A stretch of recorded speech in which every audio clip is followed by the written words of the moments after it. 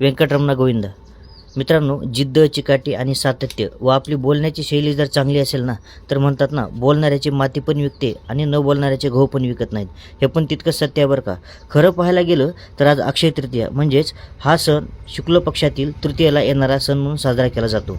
अक्षय म्हणजे ज्याचा कधीही क्षय, नाश होत नाही. या दिवशी केलेले दान, पूजा, शुभकार्य व सोन्याची खरेदी हे केलेले फळ कधीही नष्ट होत नाही असे म्हटले जाते.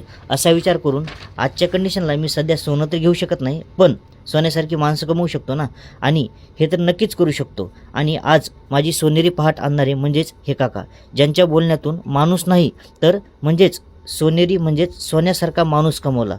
मित्रांनो, असा आपला कस्टमर लकी कस्टमर म्हणून ठरतो. आणि ज्यांच्या आयुष्यामध्ये असं सकाळी आपण शॉप उघडले असं आपली सोनेरी पहाट आणणारे म्हणजे आपण सोनेरी माणसं कमवतो असं कोणाकोणाला वाटते त्यांनी कमेंट करून नक्की सांगावं. आणि जर कोणाला पूजा साहित्याचं साहित्य लागत असेल त्यांनी श्री बालाजी पूजा भांडारला भेट द्यायची आणि आज अक्षय तृतीयेचं पूजा साहित्य घेऊन जायचं. धन्यवाद मित्रांनो, आजच्या पुरतं एवढंच. भेटू नेक्स्ट ब्लॉगमध्ये.